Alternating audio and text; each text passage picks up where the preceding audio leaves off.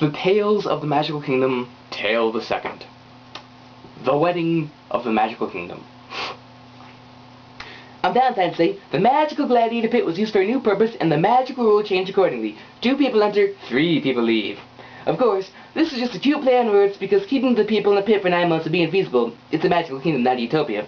But still, the variation was shouted to the magical hills every February the 14th. But Valentine's Day wasn't special just for the magical people of the magical kingdom. It was also the anniversary of the coronation of the magical king himself, Sir Maximilian the Delicious. And on this upcoming Valentine's Day, it would be made even more special because his son, Prince Artemis, was going to be wed to the ravishing Lady Liz. Problem was, the prince wasn't happy. Why must I marry the Lady Liz? I'm just not that into her. But Artie, you must, his father would reply. For the sake of the magical kingdom, you must marry. But I don't like her, and I'll bet she doesn't like me. We'd be unhappy together and split up in, like, 2 years. Don't say that, it's bad luck. Besides, you never know who's listening. Just think happy thoughts, and everything will be fine.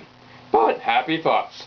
I don't happy thoughts. What if la la la la la la puppies la la la la happy I can't hear you la la la la la la la. This goes on for quite a bit, so I don't just skip ahead. The Lady Liz was by no means happy about the arrangement. Why do I have to marry this guy? Like, he's probably a total loser. I don't get it. Mother! Yes? Why do I have to marry this guy again? Because, darling, it's good for the kingdom or something like that. Now hush, Mummy's stories are on. Whatever. And so it went. Neither bride nor groom wanted to be part of the magical couple, but the parents wouldn't give, thereby dooming them to a loveless marriage, or, in royal parlance, marriage. Luckily for Artemis, the magical king was completely heartless. Son, he said one day, you know how everything in our kingdom is magical, yeah? I guess so. What do you mean, you guess so? Of course it is, you little mashugana. Have you been paying attention? Don't answer that. What I'm trying to say is, I'm going to help you out. How? I'm going to teach her a magical phrase that will make her love you instantly, body and soul. Ready? Sure, I guess. Alright. So the king leaned in, very close, and whispered into the innocent young prince's ear. As he spoke the magical words, the prince's face began to flush, and by the time his father had finished, he was of such a color that it was impossible to make out his magical blemishes. See what that does to you? Now imagine what it'll do to her, hey Artie? Good. Artie? Artie? Artie was still in shock from the magically potent words just spoken by his father. But finally, he managed to recover. I said he finally managed to recover. Artie, wake up and say a stupid lie. Damn it, Artie, that's disgusting. Get your father. Hey, give the kid a break. He never actually loved anyone before, so the spell is extra potent. Wow. Hey, he's awake. Good stuff, isn't it, champ? Yeah, but what'll making her love me do for me? Ahem.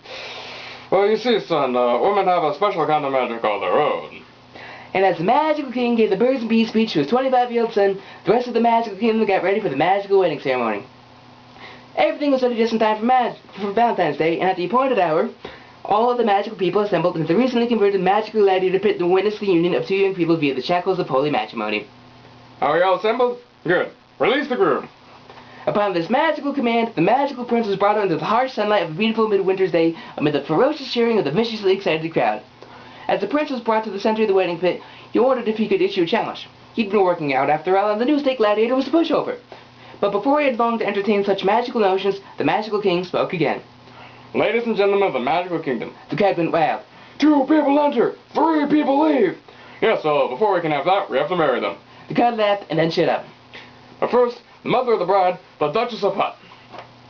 The crowd went wild again as the Duchess was elegantly carted in by a team of 12 royal pack mules. She was stately deposited in the magical throne of honor, and the king spoke a 3rd time. Would you like to do the honors, my Duchess? Oh, why the hell not? Release the bride. The gate was swung wide, and the bride was wheeled in upon an ivory platform that sounded the country's beautifully militant national anthem. When she got close, the prince bugged out. Holy crap, she's hot! And so she was. A smoking hot, babylicious, sugar-coated little tart with 2 very ripe cherries on top. Oh crap, he's a go. And so he was. A chicken-limbed, pizza-coated, pimple-coated little runt with 2 asthma-related problems. Mom, do I still have to marry this creeper? Yes. Don't worry, it gets better.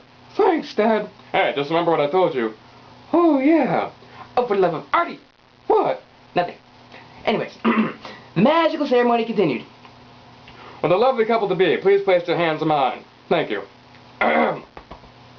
Now, In the beginning, we were constantly under threat, but marital alliances have always served us well. Such alliances include, Let's skip a bit again, shall we? and so, in the bonds of peace and love, I forge you. Now kiss. The couple remained motionless, unsure of themselves. The lady had never kissed a boy in front of so many sober people before, and the prince had never before locked his lips around those of a real girl. The crowd began to chant, Kiss, kiss, kiss. Remember what I told you, Artie? Plant one on his gob already. The reluctant lovers leaned in, slower than official policy mandated. When he got close, Artie whispered into her ear, Not many outsiders know why our kingdom is magical. You're about to find out. They kissed. Woo, woo, woo, woo. When they finally separated, the very piqued Lady Liz replied, And you're about to find out why they call us the kingdom that never rests. And an alliance was born. The end.